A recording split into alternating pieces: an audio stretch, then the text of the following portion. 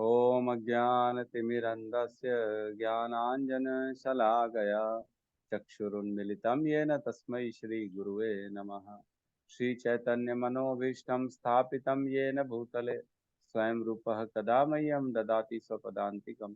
वन्देऽहं श्रीगुरुं श्रीयुतपदकमलं श्रीगुरून् वैष्णवंश्च श्रीरूपं सागरजातं सहगण रघुनाथान्वितं तं सजीवं साद्वैतं सावधूतं परिजनसहितं कृष्ण चैतन्य देवं श्री राधा कृष्ण पादान सहगण ललिता श्री विशाखान्वितांश्च। हे कृष्ण करुणा सिंधु दीन बंधु जगतपते गोपेश गोपिका कांता राधा कांत नमस्तुते। तप्त कांचन गौरांगी राधे वृंदावनेश्वरी वृषभानुसुते देवी प्रणमामि हरिप्रिये। वाञ्छाकल्पतरुभ्यश्च कृपा सिन्धुभ्य एव च पतितानां पावनेभ्यो वैष्णवेभ्यो नमो नमः। नमो विष्णुपादाय कृष्णपृष्ठाय भूतले श्रीमते भक्तिवेदांत स्वामीति नामिने नमस्ते सरस्वते देवे गौरवाणी प्रचारिणे निर्विशेष शून्यवादी पाश्चात्य देशतारिणे। जय श्री कृष्ण चैतन्य प्रभु नित्यानंद श्री अद्वैत गदाधर श्रीवासादि गौर भक्तवृंद। हरे कृष्णा कृष्णा कृष्णा हरे हरे हरे राम राम राम हरे हरे। हरे कृष्णा। यस माता जी बताइए। हरे कृष्ण प्रभु जी। भगवान के नाम जप होने वाले वाले 10 अपराध। पहला, भगवान नाम के प्रचार में संपूर्ण जीवन समर्पित करने वाले महाभागवतों की निंदा करना। दूसरा, शिव ब्रह्मा आदि देवों के नाम को भगवान नाम के समान अथवा उसे उसमें उससे स्वतंत्र समझना। तीसरा, गुरु की अवज्ञा करना अथवा उन्हें साधारण मनुष्य समझना। चौथा, वैदिक शास्त्रों अथवा प्रमाणों का खंडन करना। पांचवा, हरे कृष्ण महामंत्र के जप की महिमा को काल्पनिक समझना। छठवां, पवित्र भगवान नाम में अर्थवाद का आरोप करना। सातवां, नाम के बल पर पाप करना। आठवां, हरे कृष्ण महामंत्र के जप को वेदों में वर्णित एक शुभ सकाम कर्म कांड के समान समझना। नौवां, अश्रद्धालु व्यक्ति को हरे नाम की महिमा का उपदेश करना। 10वां, भगवान नाम के जप में पूर्ण विश्वास न होना और उसकी इतनी अगाध महिमा श्रवण करने पर भी भौतिक आसक्ति बनाए रखना। भगवान भगवान नाम का जप करते समय पूर्ण रूप से सावधान ना रहना भी अपराध है। प्रत्येक वैष्णव भक्त को चाहिए कि इन 10 प्रकार के अपराधों से सदा बच कर रहे, ताकि श्री कृष्ण के चरण कमलों में प्रेम शीघ्र अतिशीघ्र प्राप्त हो, जो मनुष्य जीवन का परम लक्ष्य है। हरे कृष्ण। हरे कृष्णा। बहुत बहुत धन्यवाद माता जी। तो प्रवेश करते हैं आज के सत्र में 18वां अध्याय है ना, उपसंहार संन्यास की सिद्धि। तो कल हमने चर्चा करी 18वें अध्याय पे। ये एक्चुअल में कंक्लूजन है, फिर से एक बार फाइनल रिवीजन है भगवान के द्वारा। जो पूरा पीछे बताया गया उसी का रिवीजन कराएंगे 18वें अध्याय में। तो सारे सारे अध्याय सारा योग मिल जाएगा इसमें। तीनों गुण मिल जाएंगे, ज्ञान योग मिल जाएगा, कर्म योग मिल जाएगा और भक्ति योग मिल जाएगा। सब कुछ मिल जाएगा इसमें। शरणागति कैसे करनी है और फाइनल जो है विक्ट्री की साइंस क्या है, जो संजय बताएंगे। भाई अब तो कृष्ण के अलावा कोई जीतने वाला नहीं है और अर्जुन का मोह जो है वो पूरी तरह से नष्ट हो जाएगा और अर्जुन भी जो है अपनी युद्ध के लिए आगे बढ़ेंगे। बोले जैसा आप कहेंगे वैसा मैं करूंगा, अब आप जो बोलो मैं तैयार हूँ, आप बस इशारा करो कृष्ण। तो इस तरह से ये 18वां अध्याय है। प्रवेश करते हैं पहले श्लोक से। अर्जुन वाच अर्जुन उवाच संन्यासस्य महाबाहो संन्यासस्य महाबाहो तत्त्वम् इच्छामि वेदितुम् तत्त्वम् इच्छामि वेदितुम् त्यागस्य च हृषीकेशः त्यागस्य च ऋषिकेश पृथक् केशी निषूदन। पृथक् केशिनिषूदन। वेट करेंगे। अर्जुन उवाच संन्यासस्य महाबाहो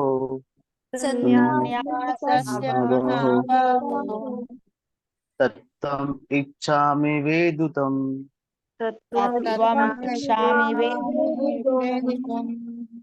त्यागस्य च ऋषिकेश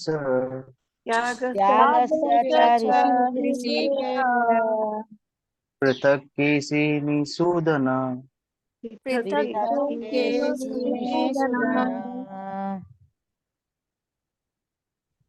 संन्यासस्य अर्जुन उवाच संन्यासस्य महाबाहो संन्यासस्य महाबाहो महाबाहो तत्त्वम् इच्छामि वेदितुम् तत्त्वम् इच्छामि वेदितुम् वेदितुम् त्यागस्य च ऋषिकेश त्यागस्य ऋषिकेश पृथक् केशिनिषूदन् पृथक् केशिनिषूदन।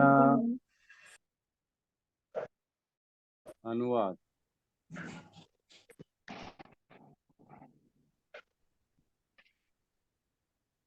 अनुवाद। अर्जुन ने कहा, हे महाबाहो, मैं त्याग का उद्देश्य जानने का इच्छुक हूँ, और हे केशी निषूदन, हे ऋषिकेश, मैं त्यागमय जीवन मतलब संन्यास आश्रम का भी उद्देश्य जानना चाहता हूँ, है ना।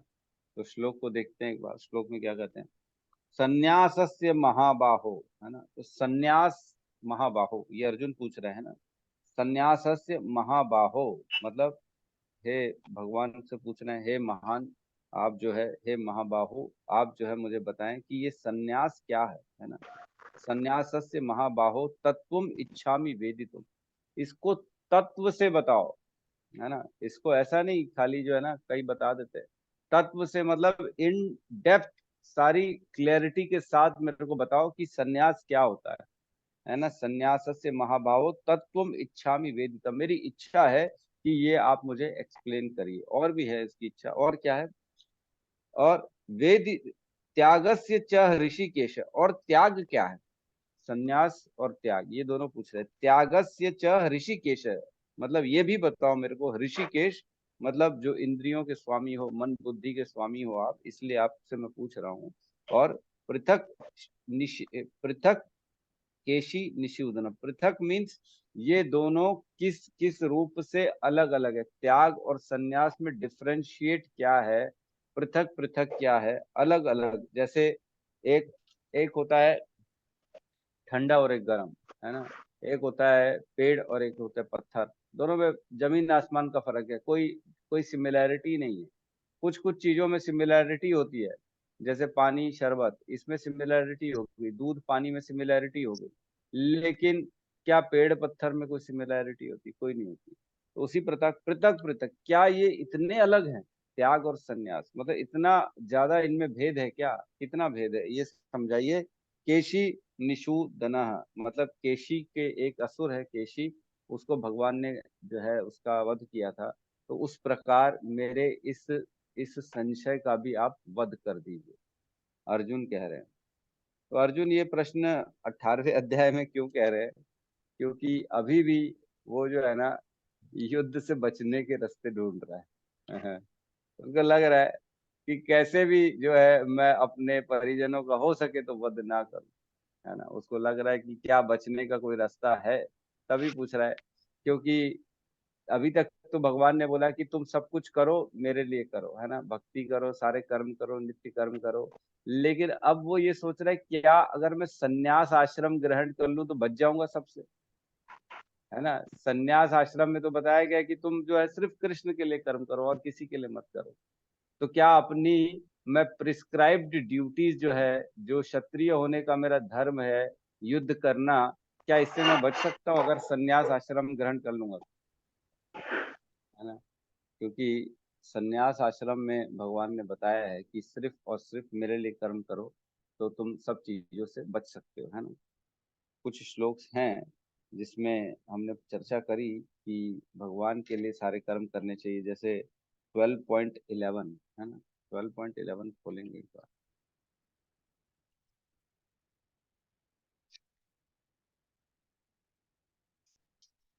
12.11 पेज नंबर 449, इसमें कहते हैं, किंतु यदि तुम इस भावनामृत में कर्म करने में असमर्थ हो तो तुम अपने कर्म के समस्त फलों को त्याग कर कर्म करने तथा आत्मस्थित होने का प्रयत्न करो। ठीक है।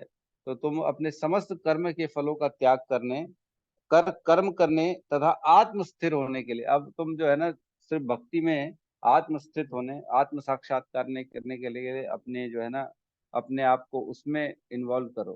ठीक है, तुम बाकी सारे कर्मों का त्याग कर दो। तो इस तरह से काफी जगह भगवान ने बताया है कि तुम जो है ना सिर्फ केवल भक्ति करो, है ना। सिर्फ भक्ति करने से सारे फलों का रिजल्ट मिल जाता है। 8वें अध्याय के भी एंड में श्लोक में बताया कि सिर्फ भक्ति करने से सारे रिजल्ट मिल जाते हैं, है ना। कौन सा श्लोक था? 8.28, इसको पेज नंबर 323। इसमें कहते हैं जो व्यक्ति भक्ति मार्ग स्वीकार करता है वह वेद अध्ययन, तपस्या, दान, दार्शनिक तथा सकाम कर्म करने से प्राप्त होने वाले फलों से वंचित नहीं होता। वह मात्र भक्ति संपन्न करके इन समस्त फलों की प्राप्ति करता है और अंत में परम नित्य धाम को प्राप्त होता है। तो यहाँ पे भी बोले कि सिर्फ तुम भक्ति करोगे तो मेरे धाम पे आ जाओगे, उसको जरूरत नहीं है सब काम करने की। तो यहाँ अब जो है उनका दिमाग थोड़ा रास्ता खोज रहा है कि कैसे मैं बच जाऊं यहाँ से। ठीक है, तो तात्पर्य में प्रवेश करते। तात्पर्य शील प्रभुपाद की जय। तो ये क्वेश्चन है बेसिकली, संन्यास और त्याग में डिफरेंस क्या है। तो एक श्लोक आता है 5.13 खोलेंगे। 5.13 पेज नंबर 210। इसमें कहते हैं जब देहधारी जीव आत्मा अपनी प्रकृति को वश में कर लेता है और मन में समस्त कर्मों का परित्याग कर देता है, तब वह 9 द्वार वाले नगर में बिना कुछ किए कराए सुख पूर्वक रहता है। तो ये सन्यास का जो है ये श्लोक है जिसमें सन्यास के बारे में डिटेल में वर्णन है, ये सन्यास क्या होता है। ठीक है, और एक श्लोक आता है 4.20।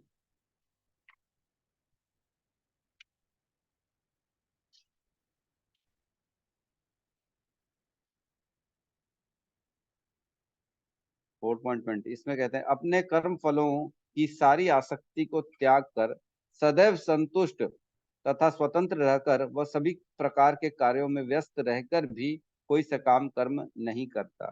तो ये त्याग के बारे में बताया गया भगवान ने, है ना।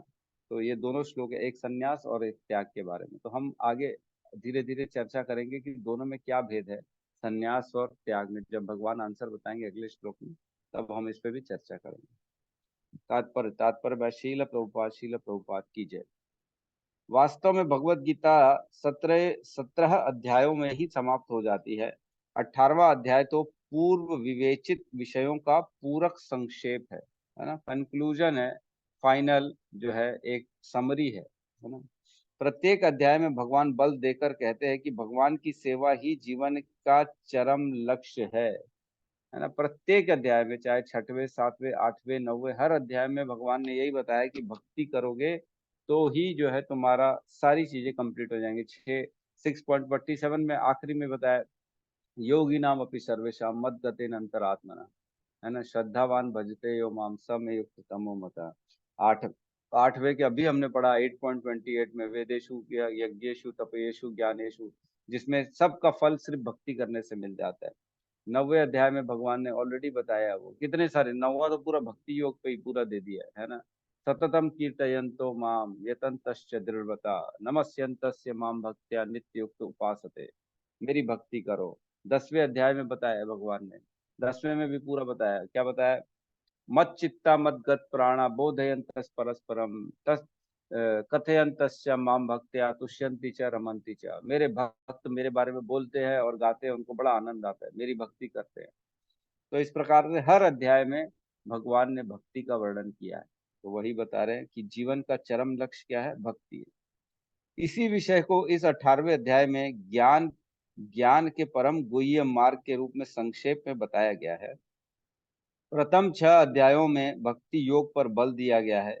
योगी नाम अपनी सर्वेशाम, समस्त योगियों में जो योगी अपने अंतर में सदैव मेरा चिंतन करता है वह सर्वश्रेष्ठ है, ये 6.47 में बताया था। अगले 6 अध्यायों में शुद्ध भक्ति, है ना, मतलब 7 से लेके 12 तक, उसमें बताया गया शुद्ध भक्ति, उसकी प्रकृति तथा कार्यों का विवेचन, कैसे आदमी शुद्ध भक्ति करता है। उसके अंत में 6 अध्यायों में ज्ञान, वैराग्य, अपरा तथा परा प्रकृति के कार्यों और भक्ति का वर्णन किया है। मतलब 13 से 18 अध्याय में। तो 13वें में हमने देखा कैसे प्रकृति, पुरुष, चेतना, है ना, प्रकृति कैसे कार्य करती है, आत्मा, परमात्मा, जीवात्मा कैसे कार्य करते हैं, ये सब हमने पढ़ा है ऑलरेडी, है ना। प्रकृति भुंगते प्रकृति जान गुणान, पुरुषा प्रकृति स्थो ही भुंगते प्रकृति जान गुणा, कारणम गुण संगो से सदसर जीवनी जन्म से, है ना, हमने पढ़ा है। तो इस प्रकार के सारे श्लोक हमने पढ़े हैं, उसमें हम नहीं जाएंगे। तो ये सारा जो है ज्ञान योग जो है 13 से लेकर 18 में बताया गया है। निष्कर्ष रूप में यह कहा गया है कि सारे कार्यों को परमेश्वर से युक्त होना चाहिए, जो ओम तत्सत शब्दों से प्रकट होता है, और ये शब्द परम पुरुष विष्णु के सूचक हैं। तो हमने पिछले अध्याय 17.23 से लेकर 28वें श्लोक में ओम तत्सत के बारे में चर्चा करी थी कि कैसे ऋषि लोग, पुराने महान जो संत होते हैं, वो लोग सब ओम तत्सत करके सारे कार्यों को विष्णु को समर्पित कर देते हैं, और इस प्रकार वो भी जो है निर्गुण हो जाते हैं और भगवान की भक्ति और भगवान का संग प्राप्त करते हैं। भगवत गीता के 3 खंड से यह प्रकट होता है कि भक्ति ही एकमात्र जीवन का लक्ष्य है। तो ये भगवत गीता को जो पढ़ेगा, इसका पूरा सार निकाल लेगा, तो उसको समझ में आ जाएगा सिर्फ भक्ति ही करना है, भक्ति करने से सारे वैसे ही पूरा गुण मिल जाता है ना, उसको जरूरत नहीं है और कुछ करने की भक्ति से ज्यादा। पूर्ववर्ती आचार्यों तथा ब्रह्म सूत्र या वेदांत सूत्र का उदाहरण देकर इसकी स्थापना की गई है। कुछ निर्विशेषवादी वेदांत सूत्र के ज्ञान पर अपना एकाधिकार जानते हैं, लेकिन वास्तव में वेदांत सूत्र भक्ति को समझने के लिए है, क्योंकि ब्रह्म सूत्र के रचयिता प्रेरणा साक्षात भगवान है। तो सारे वेद भगवान ने लिखे हैं, है ना। 15.15 में कहते हैं ना भगवान, वेदेश्च अहम सर्वम सर्वेदे वेदेश्च सर्वम अहम वेद वेद्यो, मैं ही वेदों का ज्ञाता हूँ, मैं ही जानने वाला हूँ, मैंने ही उनका संकलन किया है। इसका वर्णन 15वें अध्याय में हुआ है। प्रत्येक शास्त्र, प्रत्येक वेद का लक्ष्य भक्ति है। भगवत गीता में इसी की व्याख्या है ना? जिस प्रकार द्वितीय अध्याय में संपूर्ण विषय वस्तु का प्रस्तावना सार का वर्णन है, उसी प्रकार 18वें अध्याय में सारे उपदेशों का सारांश दिया गया। तो दूसरे अध्याय में इंट्रोडक्शन दिया गया है, सांख्य योग दिया गया है, आत्मा, कर्म, ज्ञान, भगवान ने तीनों गुणों के बारे में भी बताया। दूसरे अध्याय में ना क्या बताया, त्रैगुण्य विषया वेदा निस्त्रैगुण्य भावार्जुन, है ना, निर्द्वंदो नित्व सत्वस्थो निर्योगक्षम आत्मवान, है ना। दूसरे अध्याय में बताया कि तीनों गुण से ऊपर उठो अर्जुन, ये जो है ना वेद तीनों गुणों के बारे में एक्सप्लेन करते हैं, इससे तुम उठ के निर्गुण बन जाओ, है ना। त्रैगुण्य विषया वेदा निस्त्रैगुण्य भावार्जुन, इन तीनों गुण से ऊपर उठो अर्जुन, ये इसमें फंस जाओगे नहीं तो। और 18वें अध्याय में बताया कि सारा सारांश, कॉन्क्लूजन बताया गया है कि भैया तुम जो है, अब दोबारा मैं रिवीजन कर रहा हूँ ऐसा। इसमें त्याग, वैराग्य तथा त्रिगुणातीत दिव्य पथ की प्राप्ति को ही जीवन का लक्ष्य बताया गया है। इस जो है ना, अब इसमें थोड़ा ज्यादा फोकस होगा, त्याग वैराग्य वाला जीवन वो कितना जरूरी है, वो कितना दिव्य है, और वही हमारा लक्ष्य है। जितना जितना इंद्रिय तृप्ति के पीछे दौड़ेंगे, उतना उतना हम अपने जीवन में फंसते चले जाएंगे। एक इच्छा भी दोबारा इंसान को खींच देती है वापस से इस जन्म मृत्यु के चक्र में। तो एक छोटी सी कथा आती है। एक ऋषि, महान ऋषि थे, वो काफी वृद्ध हो गए थे। तो उन्होंने ऐलान कर दिया था कि देखना, मैं जब शरीर छोड़ूंगा तो बादलों से पुष्प की वर्षा होगी, मेरे को लेने के लिए वैकुंठ से विमान आएगा, क्योंकि उन्होंने पूरा जीवन भक्ति करी थी। तो अंत में जब उन्होंने प्राण त्यागे, शरीर छोड़ा, तब ऐसा कुछ भी नहीं हुआ। तो उनके शिष्य बड़े जो है बहुत ज्यादा दुखी हो गए, ये क्या हो गया, हमारे गुरु ने ऐसा बोला तो वो होना ही चाहिए, ऐसा नहीं हो रहा है, मतलब उसमें कुछ गड़बड़ है, क्या बात है। तो एक जो उनका सबसे मेन जो शिष्य था, उसने देखा कि गुरुवर जिसने प्राण अपने छोड़े हैं, तब उस समय वो खिड़की से बाहर देख रहे थे। उनका शरीर जो था खिड़की के बाहर जो था, पेड़ था, एक बेर का पेड़, उसको देख रहा था। तो उन्होंने यही फिर अपने आप में निकाल लिए कंक्लूजन कि इन्होंने बचपन में बेर के पेड़ में बहुत खेला करते थे, तो कहीं उनके अंदर एक इच्छा आ गई होगी कि फिर से मैं बेर के पेड़ में चढ़ के बेर खाऊं। तो उन्होंने क्या किया, उन्होंने बेर के पेड़ में से बोला सब शिष्यों को बेर फल निकाल के लाओ, सारे के सारे फलों को तोड़ के लाए बेर के, और उसमें छोटे छोटे जो कीड़े थे उनको मारना चालू किया। क्यों? क्योंकि उनकी इच्छा अंतिम में आ गई कि मैं एक बार फिर से बेर के पेड़ में खेलूं, वहां चढ़ूं और बेर को चखूं, जो बचपन में करते थे। बेरों के प्रति आसक्ति आ गई, तो कीड़े के रूप में बेर के अंदर उन्होंने जन्म ले लिया। तो जब सारे कीड़े मारे तब एक कीड़ा मरा, तब उसमें से जो है वो उनके गुरु थे, और तुरंत फूलों की वर्षा हुई और वैकुंठ से विमान आया लेने के लिए। तो एक इच्छा भी होती है ना, वो गिरा देती है नीचे, कोई भी योनि लेने पे मजबूर कर देती। एक इच्छा, सिर्फ एक इच्छा। तो हम तो इच्छाओं के पूरे के पूरी दुकान है हमारे अंदर तो इतनी इच्छा है, असीम इच्छाएं हैं ये भी चाहिए, वो भी चाहिए है मेरे को, प्रभु जी ये गाड़ी भी चाहिए, घर भी चाहिए, अच्छा स्वस्थ भी चाहिए। हम तो भगवान के सामने लिस्ट लेके खड़े हो जाते हैं, सुख संपत्ति घर आवे दुख, क्या कष्ट मिटे दुख का तन का, सब ये भी दे दो, वो भी दे दो, और जाते हैं। कुछ लोग तो ऐसे हैं, लिस्ट बना के, तेरे को क्या चाहिए, बच्चा चाहिए ना, वहीं पे फिर अच्छा इसको बच्चा मिलेगा तो ये जो है ना रसमलाई चढ़ाएगी, ये जो है ये नारियल चढ़ाएगा, लड्डू चढ़ाएगा, ये भंडारा करेगा। वो सब अपना अपना देवी देवताओं के सामने जाके जो है ना मन्नत मांग के आते हैं, ये करेंगे वो करेंगे ये करेंगे। पहले मेरे को भी नहीं मालूम था, तो मैंने भी जब पिछली बार गया था वैष्णो देवी, सन 2008 की बात है, वैष्णव देवी में मैं मन्नत मांग के आ गया था कि मेरे को बेटा होगा तो मैं सब परिवार वैष्णव देवी आऊंगा उसको लेके आऊंगा, आपका आशीर्वाद दिला लेंगे। तो मांग ली थी, तब मालूम नहीं था, कर ली थी, मांग लिए थे। तो अब फिर मैं जा रहा हूँ, तो वही मैं एक मन्नत बची है मेरे को, पूरी करके आ जाए। ऐसा ऑब्लिगेशन नहीं रखना चाहिए ना, कहीं पता लगा फिर उसका जो है नेगेटिव इफेक्ट आ रहा है। देवी रुष्ट हो गई, बोले तेरे को पुत्र हो गया तो आया नहीं। तो अभी 23 तारीख को मैं जाऊंगा वैष्णव देवी, तो 15 दिन के लिए मैं क्लास नहीं ले पाऊंगा, 23 तारीख से 10 जून तक, है ना, 17 दिन क्लास नहीं ले पाएंगे। तो हम उस पर चर्चा करेंगे कि कैसे क्लास होगी, ठीक है। लेकिन कहने का मतलब ये, इच्छाएं जो है ना, इच्छाएं नहीं रखनी चाहिए। इच्छा जो है, इच्छा पाश जो है ना बहुत खतरनाक, क्या कहते हैं, एक लाइन आती है भूल रहा हूँ मैं। ठीक है, कहने का मतलब है इच्छाओं से दूर रहना चाहिए हमको, जितना जितना हम अपने जीवन में इच्छा करेंगे उतना उतना हम फंसते चले जाएंगे, ठीक है। आगे कहते हैं, अर्जुन भगवत गीता के दो विषयों का स्पष्ट अंतर जानने का इच्छुक है, यह है त्याग और संन्यास। अतएव इन दोनों शब्दों का अर्थ की जिज्ञासा कर रहा है। इस श्लोक में परमेश्वर को संबोधित करने के लिए प्रयुक्त ऋषिकेश तथा केशिनिषूदन, ये दो शब्द महत्वपूर्ण है। ऋषिकेश कृष्ण है, समस्त इंद्रियों के स्वामी, जो हमें मानसिक शांति प्रदान करने में सहायक बनते हैं।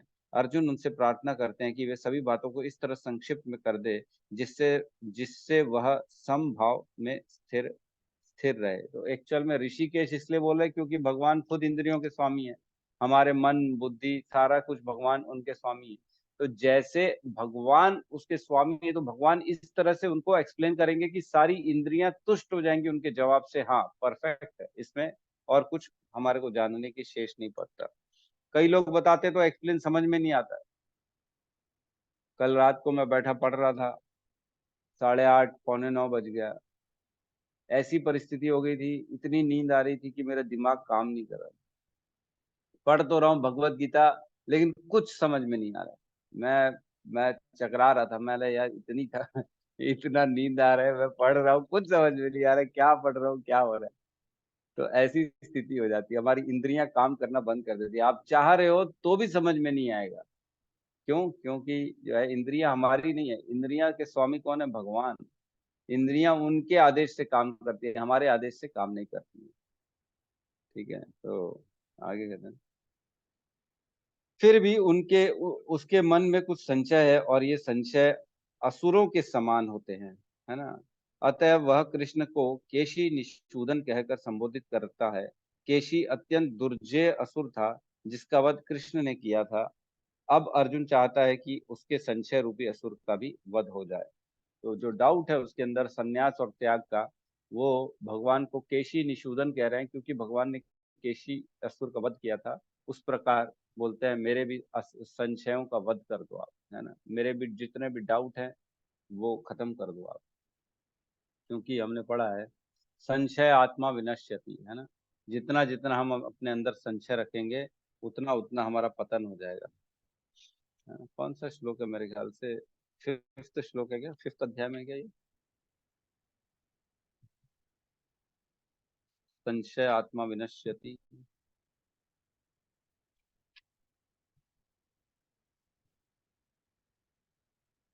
कौन सा श्लोक है, किसी को दिख रहा है, हमारे किशोर प्रभु दिख रहा है क्या श्लोक?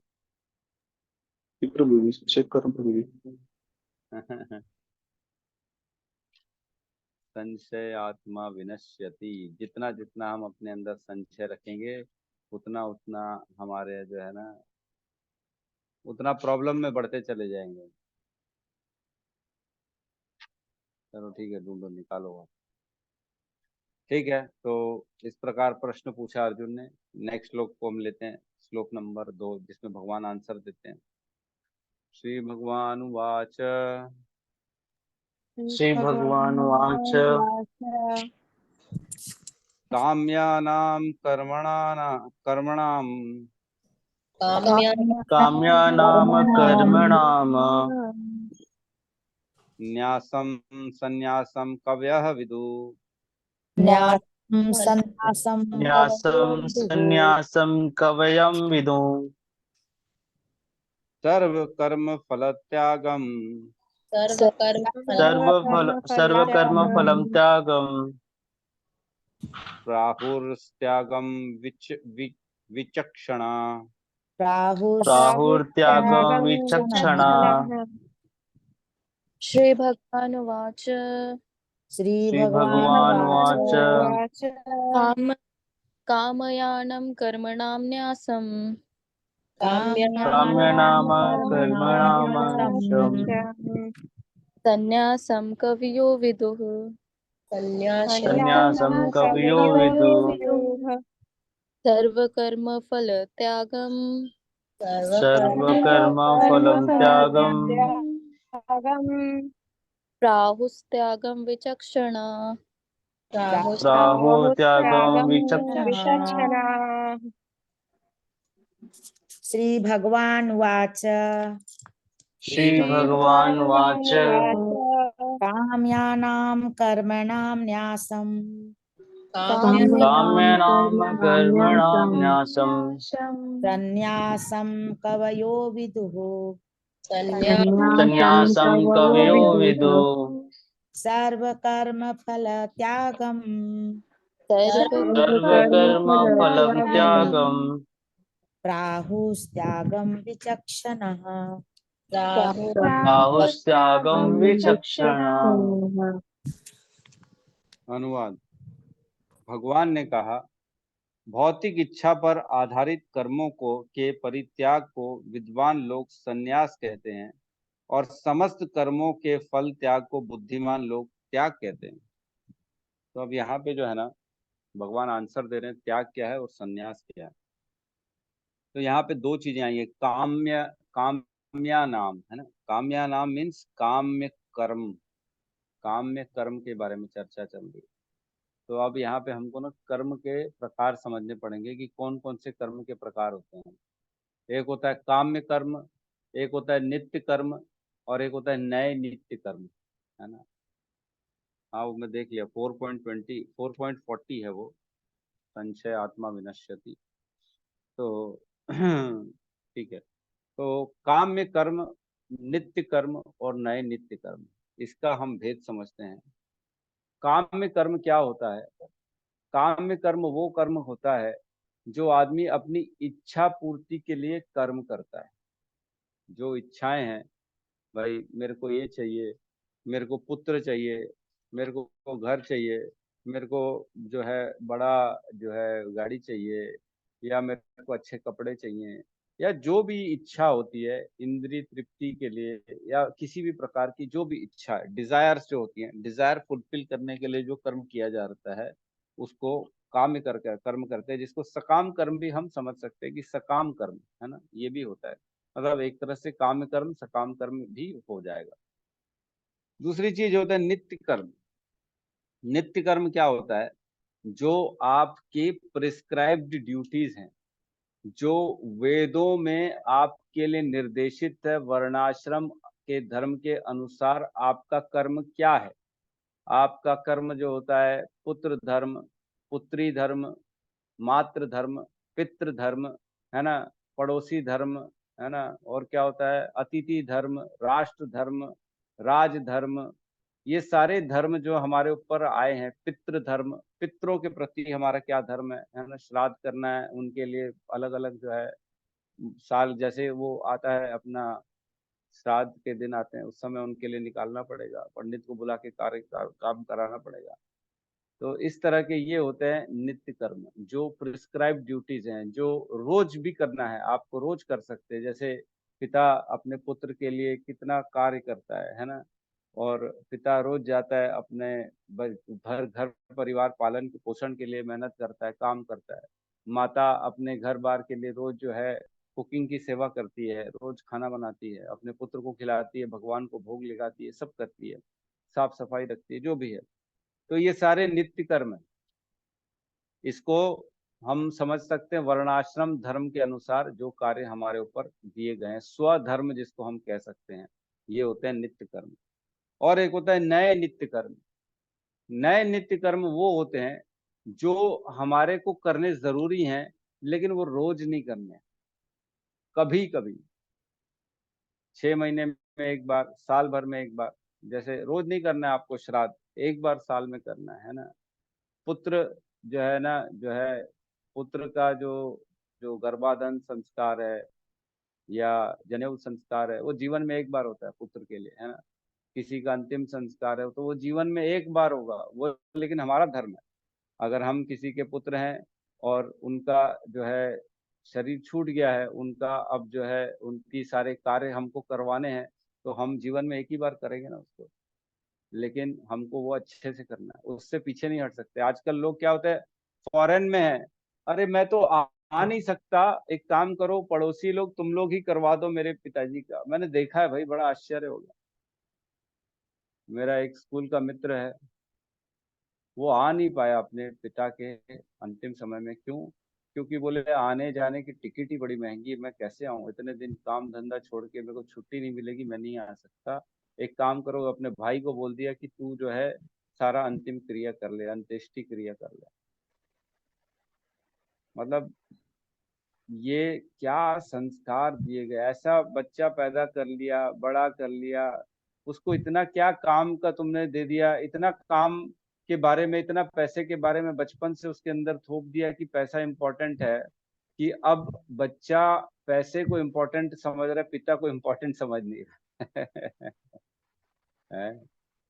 ये ये देख रहे हो कैसे माया जो है खेलती है। माया जो है बोलती है पैसा जरूरी है, ठीक है, और बेचारा आदमी पैसे के लिए मेहनत करता है, बच्चे को समझाता है पैसा जरूरी है, जरूरी है, बहुत जरूरी है। और इतना जरूरी है वो पैसा कि एक दिन वो बेटा पिताजी को ही छोड़ देता है, बोले आप ही ने तो बताया था पैसा जरूरी है, अब आप हो तो हो ठीक, नहीं हो तो नहीं हो ठीक है, लेकिन पैसा होना चाहिए। ये संस्कार है, ये एक्चुअल में हम समझ नहीं पाते हैं। लेकिन जब भगवत गीता किसी गुरु और किसी सीनियर का आश्रय मिलता है ना, तब ये ज्ञान हमारे अंदर आता है कि ये यार वाकई में जीवन है किसके लिए। हमको सबसे ऊपर अपने धर्म को रखना है, हमारा धर्म क्या है, ना कि पैसा, है ना। जिस दिन हम अपने को बच्चे को समझाएंगे नहीं बेटा पैसा जाए तो जाए, लेकिन तुमको आज अपनी शाम को अगरबत्ती करनी है, शाम की जो संध्या आती है वो करनी है, तुम्हारी मीटिंग छूट जाए तो छूट जाए, तुम्हारी मीटिंग से कोई फर्क नहीं पड़ता, भगवान की सेवा पहले होनी चाहिए। जिस दिन हम अपने बच्चे को ये समझाना चालू करेंगे, तब बचपन से उसके दिमाग में आएगा कि नहीं पैसा इज नॉट इम्पोर्टेंट, पहले भक्ति, पहले परिवार इज इम्पोर्टेंट, मेरे माता पिता इज इम्पोर्टेंट, पहले धर्म इज इम्पोर्टेंट, है ना। 4 पुरुषार्थ के बारे में बताया गया है हमारे शास्त्रों में।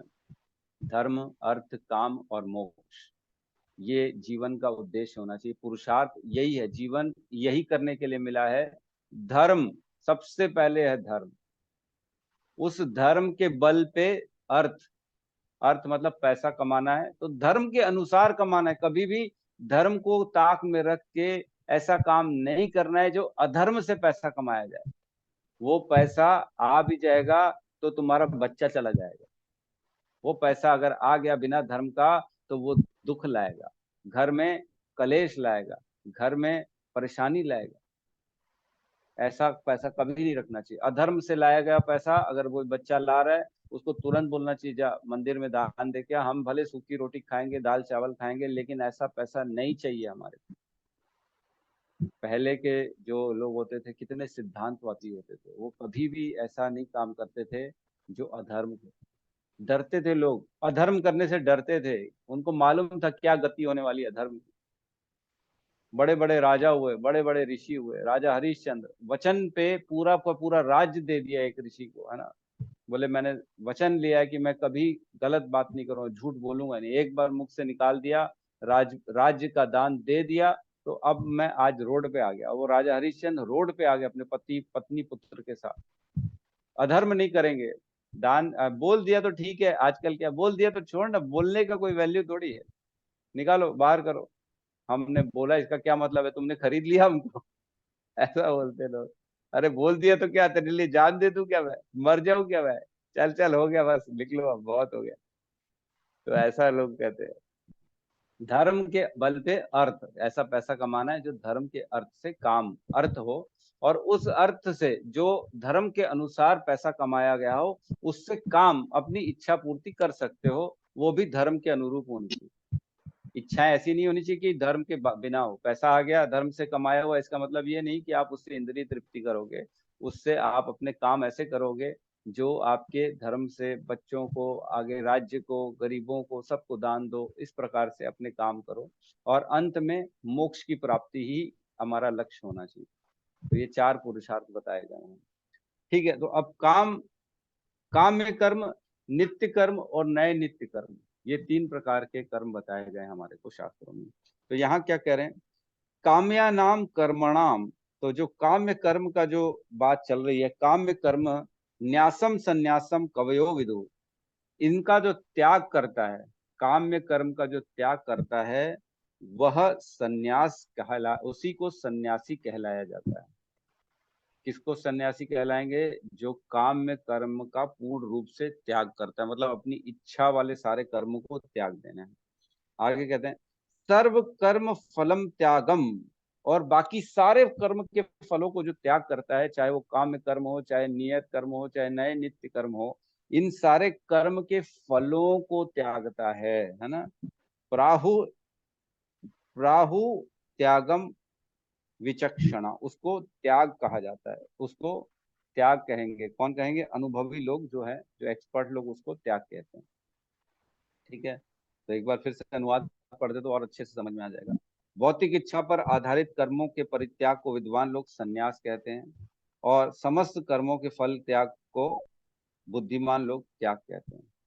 ठीक है, तो समझ में आ गया त्याग और संन्यास क्या है। संन्यास मीन्स जो है हमें काम में कर्म करना छोड़ना है, हमारी इच्छा वाले सारे कर्म छोड़ने हैं, लेकिन नित्य कर्म, नए नित्य कर्म नहीं छोड़ने। संन्यास में जो ड्यूटीज हैं, प्रिस्क्राइब ड्यूटीज है, वो नहीं छोड़ सकते, है ना। संन्यास में भी आपको अपने कार्य तो करने पड़ेंगे, है ना।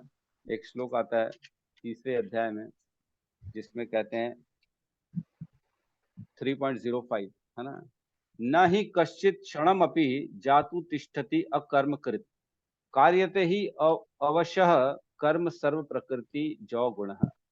एक क्षण के लिए भी कोई कर्म के बिना जीवित नहीं रह सकता, उसको कर्म तो करना ही पड़ेगा। बिना कर्म के कोई व्यक्ति नहीं रह सकता, कर्म तो करना पड़ेगा। फिर अपने शरीर के लिए करेगा, नहीं तो भूख प्यास बुझाने के लिए करेगा, है ना, धूप से बचने के लिए करेगा, बारिश से बचने के लिए कर्म तो करना ही पड़ेगा। तो इसी प्रकार कर्म तो करना पड़ेगा, लेकिन अब कौन से कर्म करने हैं, हमको काम में कर्म का त्याग करना है, लेकिन हमारे जो नित्य कर्म है उसका त्याग नहीं करना है ना। तो सन्यास क्या हो गया, जो काम्य कर्म, इंद्रिय भोग, इंद्रिय तृप्ति के लिए कार्य किया गया, उनका सारा का सारा कार्य को भी त्याग करना है, उसके फलों को भी त्याग करना है। और त्याग क्या होता है, वो कर्म को, फलों को त्याग देता है, कर्म फलों को त्याग देता है ना, क्रिया को त्याग, सभी कर्मों को करना बट उसके फल की इच्छा को त्यागना, ये त्याग कहलाता है। कर्म करेगा वो, लेकिन फल को त्याग दे देगा। ठीक है, फल उसको नहीं चाहिए। तो हम तात्पर्य पे प्रवेश करते, तात्पर्य में और क्लियर हो जाएगा, समझ में आएगा। कर्म फल की आकांक्षा से किए गए कर्म का त्याग करना चाहिए, यही भगवत गीता का उपदेश है। तो बेसिकली त्यागना क्या चाहिए, कर्म फल की प्राप्ति की इच्छा नहीं रखनी। कर्म कर लिया तो जो भी फल मिले हमको कोई फर्क नहीं पड़ता, लेकिन जिन कर्मों से उच्च आध्यात्मिक ज्ञान प्राप्त हो उनका परित्याग नहीं करना चाहिए। आध्यात्मिक ज्ञान और इन सब चीजों में तो लगे रहना चाहिए। अगले श्लोकों में यह स्पष्ट हो जाएगा। वैदिक साहित्य में किसी विशेष उद्देश्य से यज्ञ संपन्न करने की अनेक विधियों का उल्लेख है।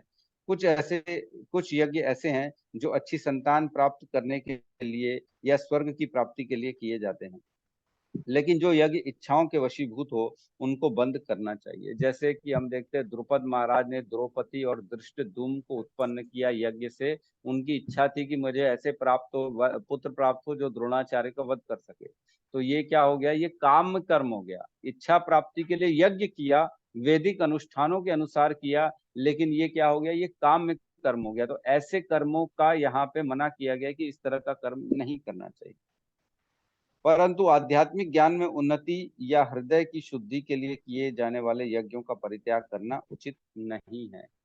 तो अगर कोई अपने सिर्फ हृदय शुद्धि के लिए, भगवत प्राप्ति के लिए यज्ञ कर रहा है, प्रयास कर रहा है, इच्छा कर रहा है कि मैं भगवान के चरणों में जाऊं, मेरी भक्ति बढ़े, तो ऐसे यज्ञों का, ऐसे कार्यों का त्याग नहीं करना है किसी भी हाल में, है ना। तो सन्यास बेसिकली हमारी जो इच्छा पूर्ति वाले कर्म है उनको त्यागना है।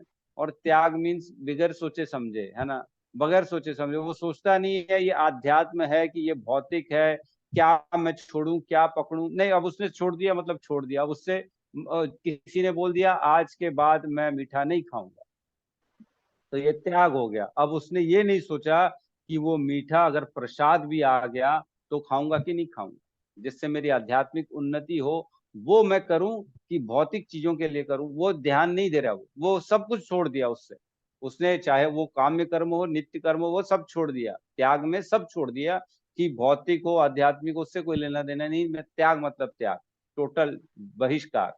लेकिन सन्यास मीन्स सिर्फ और सिर्फ भगवान के जो कार्य हैं उनको स्वीकार करना, नित्य कर्म करना, अपने प्रिस्क्राइब ड्यूटी करना, लेकिन इंद्रिय तृप्ति के सारे कार्य बंद कर। ठीक है, तो मेरे ख्याल से क्लियर हो गया होगा, समझ में आ गया होगा। किसी को कोई संशय है तो हम ले सकते हैं।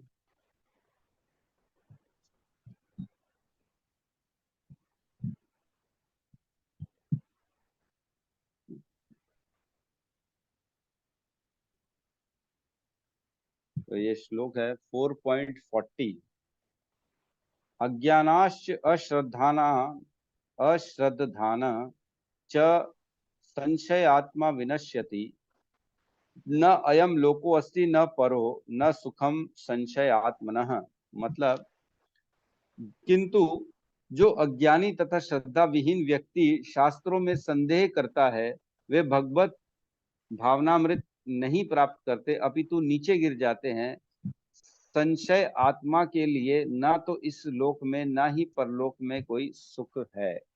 जो डाउटफुल है, जो शास्त्र में डाउट करता है, अरे भगवान ने बोल दिया ऐसा, अब तो संभव नहीं है ना, अब थोड़ी लागू होगा ये, ऐसा बोल रहा है भगवत गीता में बोल दिया भगवान ने, इसका मतलब करना थोड़ी है। सर्वधर्मान परित्यज्य मामेकम शरणम व्रज अहम तम सर्व पापेभ्यो मोक्षयिष्यामि मा शुचः। भगवान कहते हैं 18.66 में, सारे धर्मों का परित्याग करके सिर्फ मेरी शरण में आओ, कृष्ण बोल रहे हैं। अगर ऐसा कोई नहीं मानता, अरे बोल दिया, छोड़ो छोड़ो, हम तो शिव जी के भक्त हैं ना, हम तो जो है हमारे कुल देवी के भक्त हैं, हम तो उसके भक्त हैं, इस तरह की अश्रद्धा अगर रखा उसने शास्त्र में, तो उसको ना इस लोक में, ना इस जीवन में, ना अगले जीवन में सुख शांति मिलने वाली है, वो नीचे गिर जाएगा। पढ़ने के बाद भी लोग भगवत गीता को नहीं समझ सकते। ये बहुत बड़ा जो है ना चैलेंज है भगवत गीता को समझना।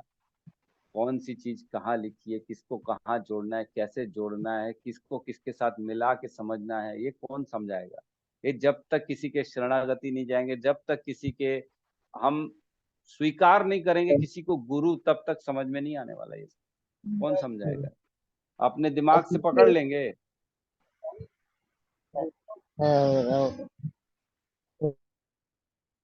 अपने दिमाग से सब चीज समझ में आ जाएगा भगवत गीता में क्या लिखा है। यहाँ पे इतना लिखा है, काम में कर्म कर्मणा नासम संन्यासम कवयो विदु, इतने से समझ में आ जाएगा क्या क्या क्या क्या संन्यास है और क्या त्याग है।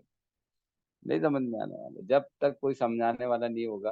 काम में कर्म क्या है, नित्य कर्म क्या है, नए नित्य कर्म क्या है, कौन सा श्लोक कहाँ पे लिखा है, कितना डाउट रखना है, किसको छोड़ना है, किसको पकड़ना है, बहुत मुश्किल है। लेकिन भगवत गीता का हमने 18वें अध्याय का महत्व कल पढ़ा था, कितना कितना ज्यादा उत्कृष्ट है। सिर्फ 5 श्लोक पढ़ने से भगवान के वैकुंठ लोक का जो है प्राप्ति हो जाती है। 5 श्लोक रोज पढ़ने से इंद्र की गद्दी मिल जाती है इतना प्रभाव है भगवत गीता का। और लोग भगवत गीता को पढ़ते नहीं। मैं इतना समझाता हूँ, पढ़ो पढ़ो पढ़ो। अरे हमको अभी तो काम में बिजी हूँ, बाद में पढ़ो। अरे बाबा, कैसे समझाऊं मैं, क्या पैर पढ़ लूं, किसी के पैर पकड़ूं, पढ़ो पढ़ो पढ़ो। हाँ, कोई पढ़ता नहीं। समझा समझा के सर पकड़ लो, क्या कर सकते हैं। ऐसा लगता है कि छोड़ो, अब जब प्रभु की इच्छा होगी तभी वो पढ़ेंगे, हम क्या कर सकते हैं। हमने तो सब कर लिया। भगवान की इतनी कृपा हो गई कि मतलब मैं कभी कभी आश्चर्य करता हूँ कि कैसे 350 450 की हमारे वीडियोस बन गए भगवत गीता के, है ना। प्रभु जी कितने वीडियो बन गए सत्यम प्रभु हमारे, याद है क्या। 432 चल रहा है शायद प्रभु। 432 वीडियो बन गए। हरी बोल। और मेरे को लगता है 50 60 तो और बढ़ ही जाएंगे, 500 वीडियो चले जाएंगे हमारे भगवत गीता। सिर्फ एक भगवत गीता के लिए 500 वीडियो हमारे अपलोड हो जाएंगे यूट्यूब में। और ऐसा लगता है मेरे को कि शायद शायद किसी को भगवत गीता समझना हो तो बहुत ज्यादा काम के हैं, है कि नहीं? क्या पता, लेकिन लोगों की रुचि ही नहीं है, पढ़ना ही नहीं, समझना ही नहीं। उनको बोलो तो भी उनको कोई मतलब नहीं। अरे छोड़ो प्रभु जी, छोड़ो छोड़ो।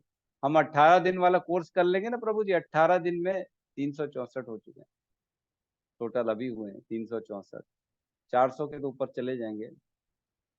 तो कहते हैं लोग कि जो है हम 18 दिन में पूरा कंप्लीट भगवान भगवत गीता का सेशन आता है, हम वो ज्वाइन कर लेंगे, उससे हम समझ लेंगे। अरे तो हम 400 वीडियो में समझा नहीं पा रहे, तो 18 खाली 18 दिन में कैसे समझ लोगे। जब भी अभी भी पढ़ता हूँ ना, मैं पढ़ता हूँ तो मेरे को आश्चर्य होता है, ये अभी तक ये पॉइंट मेरे को समझ में क्यों नहीं आया था, आज नई चीज समझ में आई। ऐसा लगता है अरे बाप रे, इतना साल हो गया, 1.5 साल हो गया पढ़ते पढ़ाते, लेकिन अभी भी हमको समझ में नहीं आ रहा है।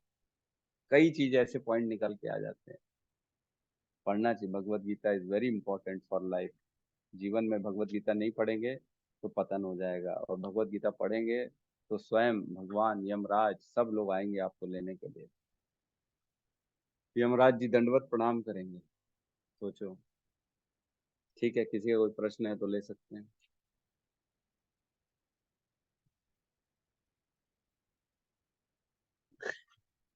कहिए रघुनाथ दास जी। हरे कृष्ण जी, दंडवत प्रणाम। हरे आ, कृष्णा।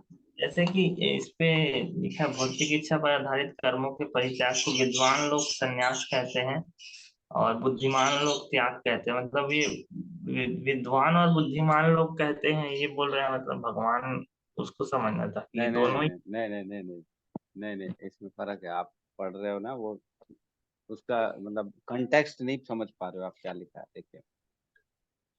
हाँ। हम्म। भौतिक इच्छा पर आधारित कर्मों के परित्याग को विद्वान लोग संन्यास कहते हैं। ये लाइन अलग है ना, इसको दूसरी लाइन से नहीं जोड़ना है। अब सेकंड लाइन में कहते हैं और समस्त कर्म के फल त्याग को बुद्धिमान लोग त्याग कहते हैं, है ना। तो बुद्धिमान लोग त्याग क्यों कहते हैं, क्योंकि बुद्धिमान लोग जो होते हैं ना, वो जरूरी नहीं कि आध्यात्मिक हो, लेकिन विद्वान जो होता है ना वो आध्यात्मिक होता है, उसके पास वेदों का ज्ञान होता है। विद्वान उसके लिए यूज होता है जो आध्यात्मिक ज्ञान को अनुशीलन करे, जो जाने क्या सही है क्या गलत है। लेकिन विद्वान जो है वो जरूरी नहीं है कि आध्यात्म में भी हो। तो बेसिकली त्याग वर्ड जो यूज हो रहा है वो भौतिकता के लिए यूज हो रहा है, और संन्यास जो हो रहा है वो आध्यात्मिकता के लिए यूज हो रहा है। ठीक है ना। हमने ऑलरेडी पढ़ा संन्यास में भौतिक इच्छा इंद्रिय तृप्ति का त्याग रहता है, ना कि हमारे नित्य कर्म का त्याग होता है। लेकिन त्याग में नित्य कर्म का भी त्याग कर देता है, वो काम्य कर्म का भी त्याग कर देता है। जैसे मैंने बताया, प्रसाद आएगा मीठा, और अगर वो बोलेगा मैं मीठा नहीं खाऊंगा तो प्रसाद भी नहीं खाएगा। लेकिन सन्यासी होगा, अगर उसको शुगर भी होगी लेकिन उसके सामने प्रसाद आएगा तो वो जरूर खाएगा, क्योंकि वो आध्यात्मिक है। वो प्रसाद भगवान का निर्गुण है, उसमें भगवान का दिव्य कृपा छुपी हुई है। तो इस प्रकार जो है ना, त्याग भौतिक हो गया, संन्यास आध्यात्मिक हो गया। जी। तो प्रभु जी इसको मतलब विद्वान लोगों को फॉलो करना है अपने इसके हिसाब से। विद्वान को फॉलो कर रहा है, हाँ विद्वान को फॉलो करना है, बुद्धिमानों को नहीं कर रहा है। जो अपने लॉजिक आप लोग को तर्क बताएंगे, अरे उसकी गीता में ऐसा लिखा है, ऐसा थोड़ी होता है, आपने देखा है क्या? अरे ये फालतू की बात करते हो, प्रसाद खाने से क्या होगा, दिमाग काम करेगा क्या? दिमाग काम करेगा, बोले तुम्हारा जो है घी पियो, तुम जो है सुबह उठो, तुम प्राणायाम करो, ऐसा लोग बोले, विद्वान लोग। वो बोले मैं सिर्फ साइंस के आधार पर बात करता हूँ। कितने वीडियोज आते हैं, साइंस साइंस होना चाहिए प्रसाद में और साधारण खाने में, कोई अंतर नहीं है, वो उसके साइंस के हिसाब से दोनों फूड हैं, बोथ आर फूड। अंडा खाओ बोलेंगे दिमाग तेज होगा, तो खा लोगे अंडा, बुद्धिमान लोग तो कहते हैं। तो हमको विद्वान जो वेदों का अध्ययन करते हैं, जो थोड़े से पारंगत हैं अध्यात्म में, उनको फॉलो करना है, ना कि पागल लोगों को, भौतिक वालों को। ठीक है जी। तो प्रभु जी जैसे सावित्री आप माँ, हाँ, ये हाँ पूछे पूछे पूछे। वही बता रहा था, जैसे आप धर्म को बोले ना, धर्म को सर्वोपरि रखना चाहिए। तो ऐसे ही प्रभु का जो देख रहा था बायोग्राफी, उस पे ही मतलब प्रभुपाद जी का एक अच्छा खासा मीटिंग था उनके ब्रिटिश लोग के साथ फार्मेसी के ऊपर, लेकिन वो इवनिंग में था। लगभग 7 बजे करीब। तो प्रभुपाद जी ने बोला कि मेरा तो इस टाइम पूजा करने का टाइम है, मैं तो मीटिंग नहीं कर पाऊंगा। लोग उस समय उनके पैसे की भी दिक्कत, तो फिर भी इम्पोर्टेंट मीटिंग था, फिर भी उन्होंने उसको त्याग दिया कि नहीं, मैं इस समय मैं नहीं कर पाऊंगा मीटिंग करके, मेरे को मंदिर जाना पूजा करना है। ये उस से समय ब्रिटिशर्स लोग थे इंडिया में, और ब्रिटिशर्स लोग चाहते थे प्रभुपाद को पूरे इंडिया का डिस्ट्रीब्यूशन देना चाह रहे थे एक पर्टिकुलर दवाई के लिए। तो शाम की मीटिंग थी, प्रभुपाद ने, लेट हो गई मीटिंग तो मना कर दिया प्रभुपाद ने, कि बोले मेरी अब इससे भी ज्यादा इंपॉर्टेंट मीटिंग है। बोले किससे इससे ज्यादा इंपॉर्टेंट? हम विदेशी लोग, ब्रिटिशर लोग आ रहे हैं, आपको पूरे इंडिया का काम देने के लिए इतना पैसा हो जाएगा आपके पास? बोले नहीं, अभी मेरा भगवान गौर आरती का समय हो गया, संध्या आरती का, इसलिए मेरे को जाना पड़ेगा। अरे बोले एक दिन आरती छोड़ दो, क्या फर्क पड़ना है? तो नहीं माने प्रभुपाद, बोले नहीं, आरती इज इम्पोर्टेंट, मीटिंग तो बाद में कभी भी हो जाएगी, भगवान के साथ जो मैंने कमिटमेंट किया है वो मेरे को पूरा करना है। तो ये होता है डेडिकेशन, ये होता है धर्म, ये होता है अपना निष्ठा, इसको निष्ठा कहते हैं। जी। ठीक है, ये सावित्री माता जी कही है। हरे कृष्ण प्रभु जी, दंडवत पड़ा। प्रभु जी हरे 18 दिन कृष्णा के कोर्स पर याद आया, हमने तो 3-4 बार सुन लिया था, कुछ पता ही नहीं चला। तो भगवान की कृपा होगी तो ही होता है ना प्रभु जी। जो आप मुझे मिले, फिर अभी सोनिका माता जी मिल गए थे, क्लास चला रहे थे तो मुझे पढ़ने आ गया, थोड़ा श्लोक पढ़ने आ गया। कम से कम भागवत गीता पढ़ लेते हैं बहुत अच्छे से, नहीं तो भी श्लोक पढ़ लेते हैं, समझ लेते, नहीं तो पढ़ने ही नहीं आता तो पढ़ते ही नहीं थे, डर के मारे कि गलत हो जाएगा करके। प्रभु जी 18 दिन का कोर्स तो मैं 3-4 बार रिपीट किया था प्रभु जी, कुछ भी नहीं आया था समझ में। वो में कुछ आएगा भी नहीं। वही बोल इतना रहे थे डीप है भगवत गीता, कैसे समझ में आएगा 18 दिन में? कि वो प्रभु जी हमको जैसे पढ़ के सुनाते, कुछ समझाते नहीं थे। 1 घंटा में पढ़ के 18 दिन में खाली वो पाठ ही पढ़ के पूरा होता था, बाकी कुछ नहीं होता था। हाँ वही तो। जीवन में नहीं उतारी भगवत गीता तो क्या किया, फिर तो कोई मतलब ही नहीं। प्रभु जी लेकिन खाली जो है भगवान ना, की कृपा ही नहीं होगी तो क्या होएगा, वो भी तो है ना। बात तो ठीक है, दोनों अभी चीज होनी हमारे घर चाहिए। में तो प्रसाद भी नहीं खाते हैं कोई कोई, तो भगवान की भी तो कृपा होनी चाहिए ना प्रभु। उनके पुण्य नहीं है ना, अभी वो स्वीकृतियां नहीं है ना, स्वीकृतियां होंगी तब फिर होगा, धीरे धीरे होगा। किसी का संग होगा, प्रसाद खिलाओगे तो धीरे धीरे हो जाएगा। तो आम खाली देखने देखने से आम का स्वाद थोड़ी समझ में आएगा। खाली देख रहे हैं आम ऐसा है वैसा है, आदमी मेरा चखना पड़ेगा, उसको काट के खाना पड़ेगा, जी तब प्रभु जाके जी। होगा। वैसी भगवत गीता है, खाली ऊपर ऊपर से देख लिए 15 दिन 18 दिन में थोड़ी समझ में आएगा, उसको अंदर गहराई में जाना पड़ेगा, उसके समंदर की गहराई तक। ठीक है, जी, तो हम यहाँ पे क्लास को क्लोज करते हैं। बहुत बहुत हरे धन्यवाद कृष्णा प्रभु, सबका। दंडवत प्रणाम। हरे कृष्ण का महामंत्र का जाप कर लेते हैं सब मिलके।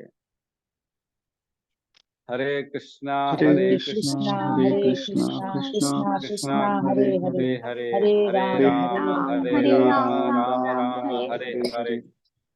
सभी सभी भक्त वृंद भक्तवृंद की की जय। जय। जय जगत गुरु जगत श्रील गुरु श्री प्रभुपाद की प्रभुपाद जय। की जय निताई गौर प्रेमानंदे। हरि हरि हरि हरि बोल। बोल। हरि जय हरि गौर। हरि हरि हरि।